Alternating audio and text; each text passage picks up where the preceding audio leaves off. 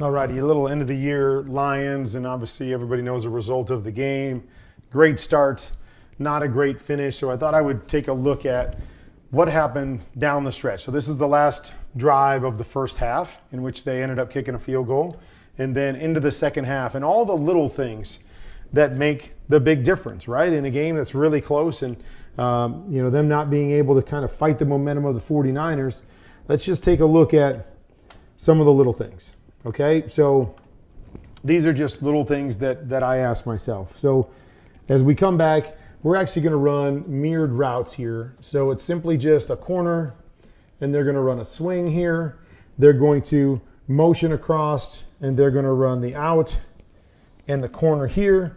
And then Amon-Ra St. Brown is going to run the shallow route over to the backside. So again, a question that I ask. If you come back and you see San Francisco go to a two-high shell, okay? Two-high shell.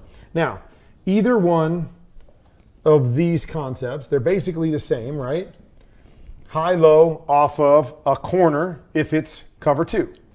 Okay, so it's easy to say as a quarterback, hey, just pick a side. Well, I'm going to say, yeah, pick a side based on the best look side. So the first thing I'm going to say is, to me, always easier to throw a short side corner route than it is a wide side corner route, a long corner route, because what it does is it gives this corner the ability to play both of these much better than you can on the backside. The backside, the switch happens sooner. You can get the ball to the receiver quicker. When you've got to throw it a long distance, this corner down here can kind of bait you into both. And let me show you what I'm talking about. Keep your eyes down there and watch the corner. The corner here kind of hesitates there, but because it's such a long throw on this particular play, it's hard for Jared Goff to fit this ball in here. Now, maybe he should have just taken this one right here because there's a little bit of space, but the corner starts to settle a little bit, and with this long throw, there's just really no opportunity whatsoever to get that, okay? On the backside, what happens is this switch happens sooner, and the ball can get up and down sooner. Now, difference is, if you go to the backside, what you realize is they didn't play cover two. They actually played man here, and then he matches to the back, okay? So, wouldn't have been necessarily the best combination, although a corner route can be good against man. But the other aspect that I would say is, if all things are equal, I would go to the side where my shallow is coming. So if I don't like what's going on there, I can replace to the shallow. And so I've got a third guy in a check down coming to that area. So now on the backside, we go man, and there's nobody on the front side playing man. They're playing zone over here. So what would have happened is, you watch this thing play out, you read the high-low on the backside, oh, it's man both spots. Now what? Look at that right there. The shallow's coming to your area, so you're giving yourself an advantage. Short side, easier throw. Shallow coming to the short side gives you an extra element there where you have a high-low on the corner, or if they void that area, you've got the shallow right in front of you in which you can come to instead of having to kind of force one of these throws. If he's looking the other direction, I don't know, there's pressure here, but this is a much easier throw to make than trying to make a corner with guys in your face. But again, it's just the why. Why do we go to the wide side? Okay, we go to the wide side. We're also going to a tight end that's running the corner route. So these guys on the back end don't respect that quite as much as they might respect Amon-Ra St. Brown on the other side. But it's just one of those questions I ask. Why not go to the short side and the side where the shallow's coming? So you don't like it over here, they match to it. You replace right underneath here, and we've got a completion here instead of the throwaway.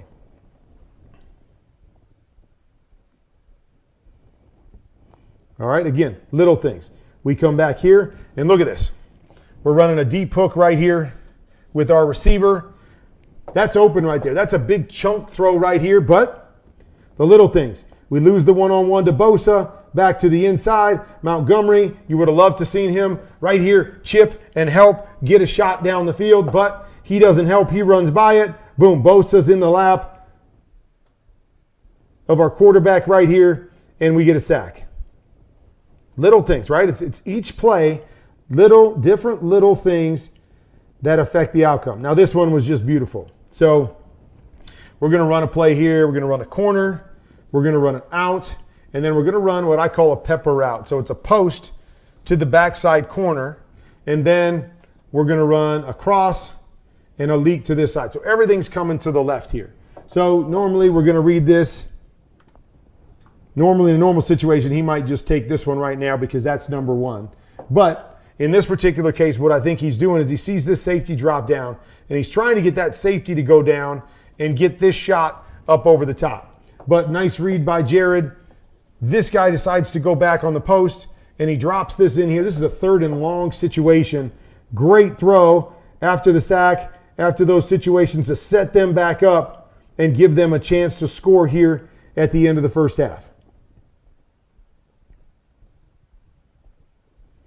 Missed opportunity right here. Love the play design.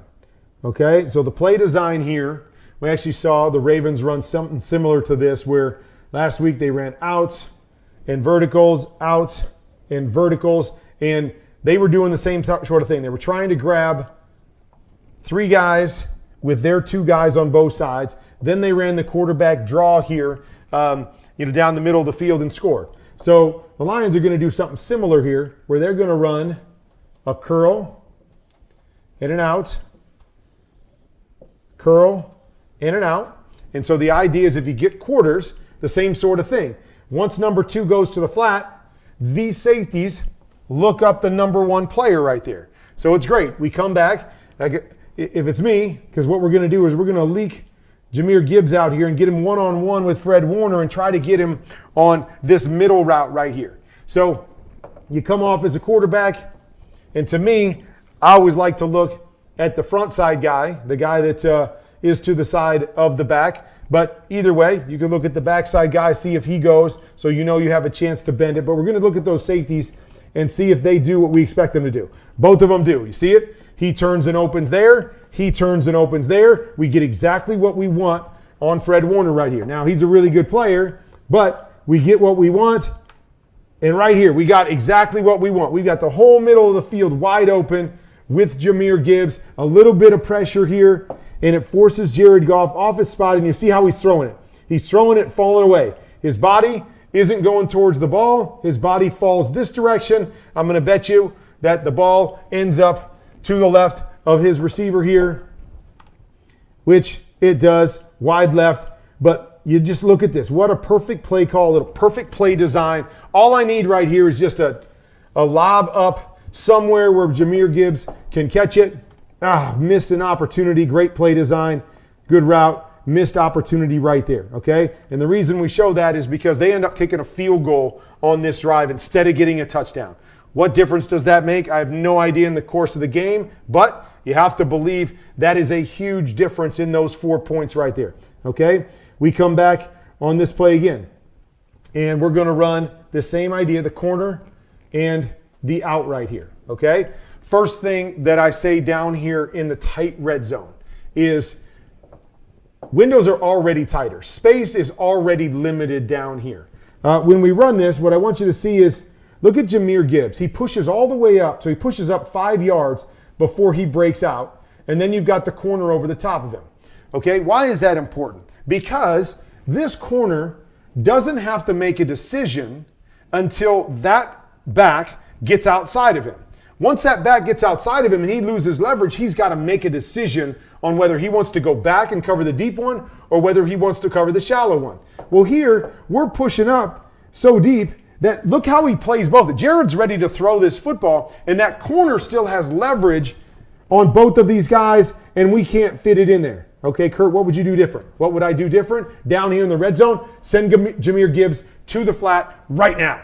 Send him to the flat right now. Because if he gets outside this corner who's jamming Laporta here, boom, put the ball on him, and there's nobody left for the touchdown.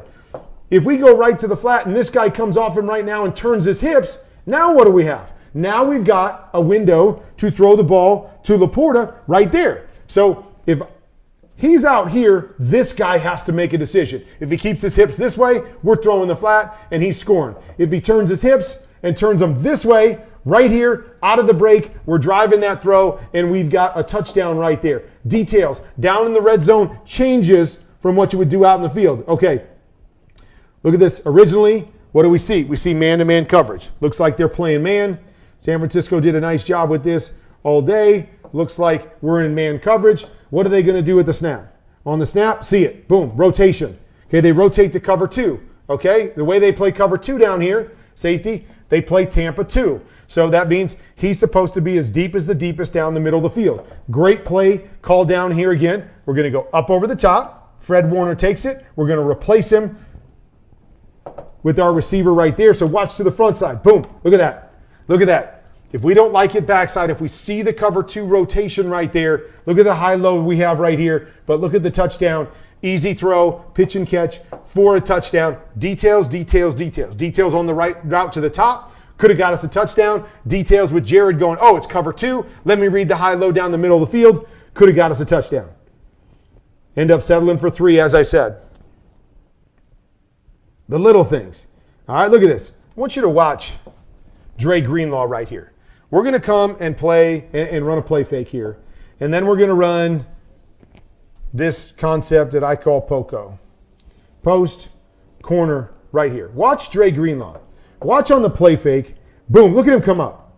Okay, he comes up on the play fake. Bang, bang, right there. Okay, so you think you get him to come up that much. We're going to have a win here on the corner. Watch him come back and cover. Look at him. Knows where he's going, reads it, cuts it off, and makes this have to be a perfect throw right there. I mean, you're saying to yourself at this point, that's a win. That's a win. We're going to throw that. We're going to have a big play. Who knows? A good throw. Maybe we're on a touchdown. Great play by Dre Greenlaw to come back and make this a perfect throw up over the top. They missed that opportunity right there. Okay, so it's the same drive, obviously, that comes back to the 4th and 2. Okay, so the 4th and 2, they're going to run a combination of routes. So here, he pushes up and he runs to the corner. They ran this a lot. Okay, Laporta here is going to run the hook, and then a favorite play of theirs, Amon-Ra, is going to run the end. So it's a wrap concept to the front side. On the back side, they're going to run curl. Okay, so they're going to push this guy up again. Going to see him push up to the 5 yards. So it's almost as if they're running a choice route with a curl back behind it. Again, I would rather have him go straight to the flat on curl so we can clear that guy out of there and I can know where I'm going. But what I want you to see on this play is that San Francisco is going to go back to a 1 high, okay? A 1 high. So they have 1, 2, 3, 4 defenders underneath on this side.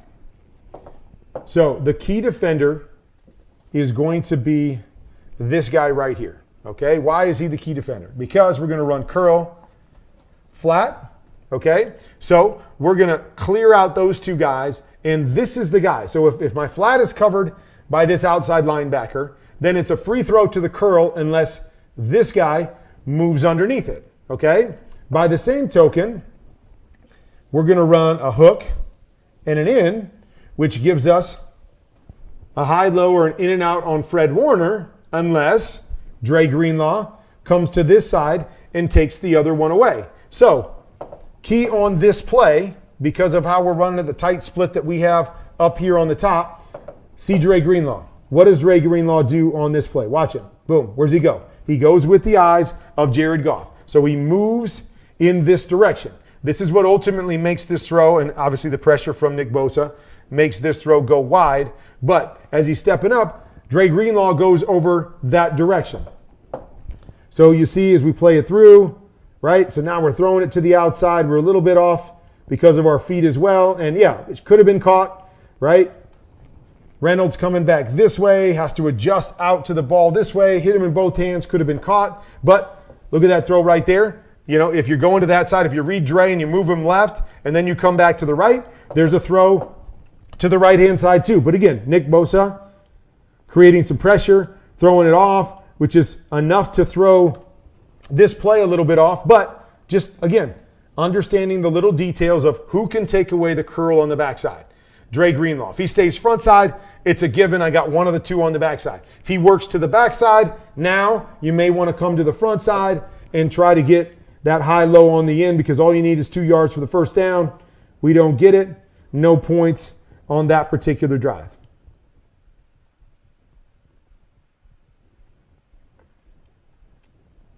Okay, so you see the Lions like to run the same sort of plays over and over again. So it's going to be out, corner. They're going to bring a shallow here, and then they're going to come back with the in. So it's everything coming to the left-hand side again. So again, these are the little things that make such a huge difference. This is a second down play. Okay, so Jared reads this well. Feels like this guy comes down. This guy has leverage. They jump the shallow. He gets to Laporta right here. Now you look at this play with Fred Warner running and chasing the shallow, and you say to yourself, man, this should be an easy completion right here. Okay? But watch Laporta. Laporta does a nice job is that he gets there, he settles. He settles in the hole like, look, Jared, I'm wide open. There's nobody within 10 yards of me right here. Okay? Jared throws him inside. Throws him inside. Ball goes inside. Safety comes from the backside. Boom. Knocks the football out of Laporta's hands right there. Game of inches. The difference between winning and losing in these games, keeping a drive going, scoring points, is the little things. Right? I don't know if he's supposed to settle or not settle. But the quarterback and the receiver did not see it the same way. And not seeing it the same way, throwing him inside leads to the ball being knocked out. Incompletion on second down, which ultimately leads to us to that big third down. And we all saw this one. Great read here by Jared Goff. Okay, so we're having the quick cross coming right here. First thing you're going to read is you're going to read the backside guys. See them all? They're all down in tight man-to-man coverage. So as soon as that happens, I know the big window, the easiest throw is right here. Great read by Jared Goff. Comes back. Boom, ball on the money. Oh my gosh, you got to make that catch. Got to make the catch and keep the chains going. Well, once again, it's somebody on every play that's a little bit off. Missing pressure, right? Missing a protection up front. It leads to a sack. Jared a little bit off, throwing him inside instead of slowing him down because he's settled in that hole. Knocked the ball out. Oh, receiver drops the ball. Little pressure up front on that 4th and 2. Forces me to move. All kinds of little things were the difference. Okay, here's another one, the flea flicker. Now, I thought at first, I'm like, I couldn't believe Jared threw this because you got this safety back here playing this. I thought, oh man, he's going to take this ball and get the interception right here. But as we play this through, this ball now, boom, right there. He gets contacted right there before the ball gets there. But this ball goes right between both hands. Tough catch? No doubt. Tough catch. But those are plays you got to make. Got to make the tough catches. Ball in between your hands on the flea flicker. Boom, ball hits the ground. We don't get points again there. Okay, so we come back. Same drive. What do we got? Same play. Boom, boom. Now they're coming across. So it's again, that pure progression, starting to the left, reading back to the right, high, low, off the get-go. And here we are, second down. Boom, there's the throw. Easy throw, easy pitch and catch. We got to complete it. Got to complete this throw right here. We miss it. We miss it, okay? So the next play, they come back. I don't have it on here, but the next play they come back and they throw it out to Amon-Ra St. Brown and they pick up 8 yards, 7 yards, and so it's 4th and 3, right? So we get that first completion, we get the second completion, we've already got a first down, we're going. Missed the first one, get the second one, now it's 4th and 3. Now, can't see this on my tape, but as we start to play this, here, what you can notice here is that Dre Greenlaw is walking inside with Jahmyr Gibbs here. And so what does that mean? That means that Jahmyr Gibbs started outside and Dre Greenlaw started outside with him. Okay? And then Jahmyr Gibbs comes inside and you have Dre Greenlaw match him inside. So normally what that says to us as a quarterback is they're playing man-to-man coverage, right? When they match a linebacker outside to a running back, that means man-to-man coverage. So that's why they were doing that little movement to see if they have man-to-man coverage. So when they get that, you can see right at the top of this, sorry, it's just where my tape cuts off. You see right there, Jared Goff is going to his helmet, touching his helmet with both hands. He's saying, alert, alert, alert. Whatever play we had on, it's man coverage. We're going to a man play right here is what you assume is going to happen. On the snap, boom, they drop to cover 2. This guy drops off into the corner. Fred Warner drops to the middle. They're playing zone right now. Now, I'm not really sure the full play here. A lot of people will run what we call a mesh play right here. So it's shallow, shallow, and then a guy on the second level. It looks kind of like that's what they're trying to run right here. But what happens is You run this against zone, we got a zone defender here, and usually this guy here in the middle, although Amon-Ra is kind of running out the backside, so I'm not really sure what the entirety of the play is, but they thought they were going to get man. San Francisco gave them the look of man and then played cover 2. Don't have a cover 2 beater, or I shouldn't say they don't have one, but recognizing that if you're Jared Goff, they end up having a high-low here with the shallow in the end, probably where he should go against zone coverage, but you see it, kind of a jailbreak up front, again, on 4th down, and that's before anything comes open, and now he's just trying to create and miss. So a missed opportunity on 2nd down, or 1st down, whatever that was to Gibbs, leads to a 4th and 3, and a missed opportunity again. Okay, then we get down to the red zone late in the game, and obviously they're down 10 at this point, but they need to score. And they've got 3 timeouts left, and they need to score down here, okay? So they're going to run simply a quick out here to Ferkser. And we're going to clear this out. And what I want you to watch is this safety here, because it's almost as if they're playing a blitz 0 right here, where they're bringing everybody in pressure, and they're trying to combo this here. But they don't combo it very well, and Ferkser catches the ball here. Now, I was calling this game in person, and it looked to me like when Ferkser got it, he thought somebody was going to be coming down on him, and his first responsibility was to get out of bounds and stop the clock. But I just want you to watch when he catches this. Look at this right here. Look at this. If he is aware of what's going on, or if he's telling himself, and again, I get it, right? You're caught between 2 things. I got to get out of bounds. I can't get tackled in bounds. I don't really know where the defender is. So when I catch it, get to the sideline.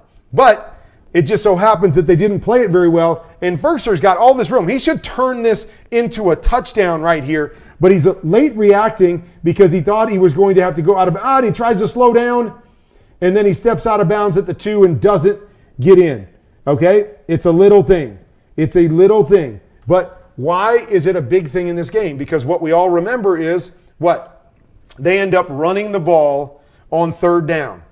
Now, again, I don't know why they did that. But they did that. They used up one of their timeouts, and it came down to an onside kick. If they score on that play right there, they have all 3 timeouts left. They can kick the ball deep and try to stop the 49ers and have one more possession to possibly tie the game up and take it into overtime. So little details right there that make a huge difference. Okay? Here's another one. We come down here, 1st or 2nd down. We run what we call sprint right option. Okay? So we go here, and then he's going to come to the flat. We're trying to create a little bit of a rub, and then we're coming back inside. And then the option part of it is this guy pushes up, and he goes to the back area of the end zone. He settles here. If he's got man-to-man and doesn't like it, the option becomes he bounces back outside. Okay? So this isn't easy by any means. You're rolling. You're looking for the flat. Don't have it. Okay? You don't have the flat. Once you don't have the flat, you peek back into this area right here. Look at this right here. If we're ready, and we're coming out quick, there's a throw. There's a throw right there. There's a throw right there to his deep receiver on the option portion of it, right on the numbers, but you got to be ready. You got to come out and say, hey, it's going to happen right now. It doesn't. Be ready for the 2nd level. Be ready to drive it in there if you're Jared. Not really ready on that one. The return, and we got to throw this ball away, and that's how we finish the game. We run on 3rd down, don't get it. We throw the touchdown on 4th down, but then it becomes an onside kick. But that's all stuff in the last drive of the 1st half and the 2nd half. Details, details, details, details. You got to be on top of them against good football teams in big moments if you want to advance on.